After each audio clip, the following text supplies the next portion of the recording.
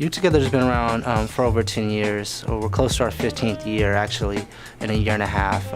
And we started out as a collaborative project to really address the violence that was going on school campuses, at Kennedy and Richmond High, at Castlemont High School, where there's a lot of interracial conflicts and a lot of gang violence. And so we were brought in as conflict mediators and became a larger organization that addressed even more issues, not just violence.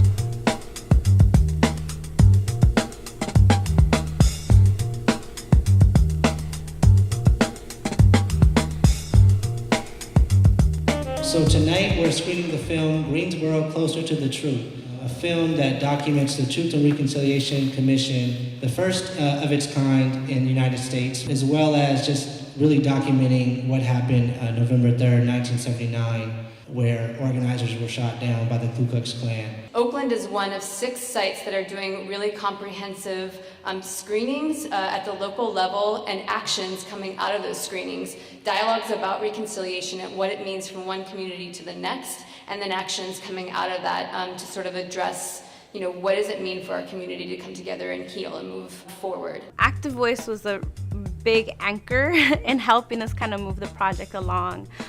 One, obviously providing us the material, the facilitation guide, which we used and kind of always went back to when we were facilitating conversations with any of our young people, as well as our staff. Also in really helping us think broadly about coalition building and bringing partners to the table. And also, I think we were really inspired by the knowledge that we got through Active Voice about the other activities and campaigns that grew out of the Greensboro film showing and the Closer to the Truth project nationwide.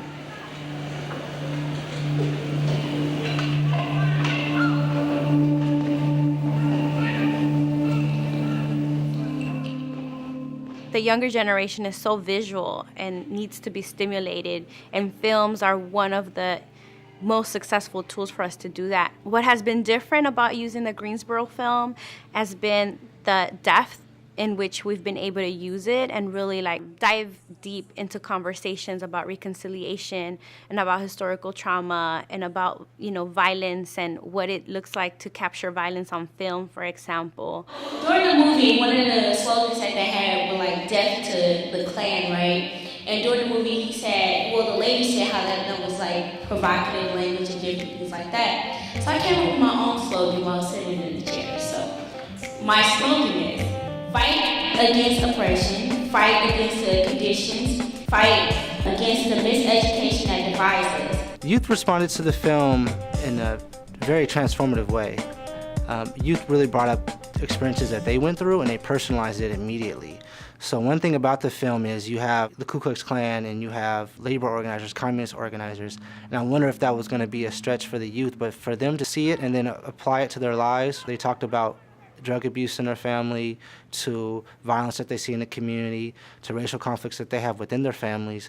They really personalized it. They took it as an opportunity to really transform and be a survivor of sort of the things that they've gone through, but then also change others. At Skyline High School, we organized a letter campaign. We used our student organizers to view the film first and then figure out ways that they can organize the hundreds, thousands of students that are at Skyline High School. They wrote about something that they have gone through that they feel they have yet to reconcile. I feel like the letter campaign is really going to help and benefit the students here at Skyline, especially transitioning into a very shaky summer. Some of the major difficulties around carrying out the letter campaign this year has been a recent tragedy on our campus. One of our seniors that was well-liked around the school with positive energy, who was going to go on to college, got murdered during his birthday celebration. And he wasn't the main target.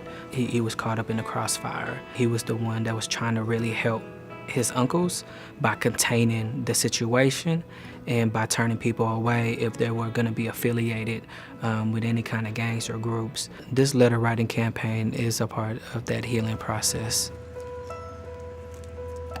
One is guilty, but many are responsible. How did good people accept cold-blooded murders and go on with business as usual? This is what the city of Greensboro will have to confront to cleanse its soul.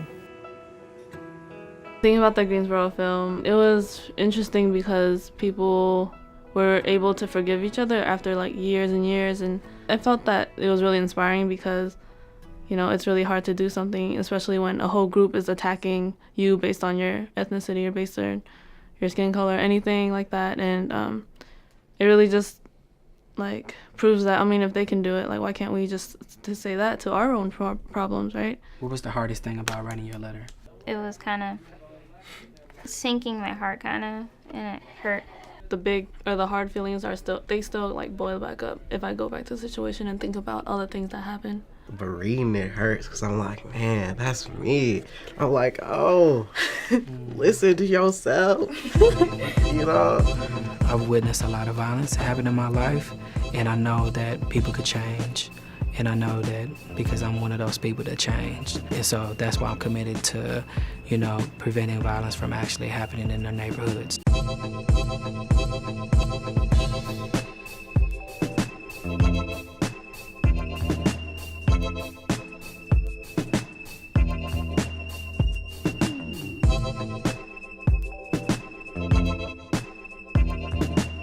So like during restorative justice, like one of the questions they ask you is like, how do you feel? Can you name it?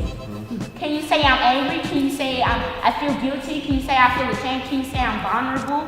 That I have a callus around my heart? Like, can you say that? So one of the things that happens, I know in restorative justice, is beyond educating and beyond that, is really getting in touch to who you are, so hopefully you can connect with somebody else.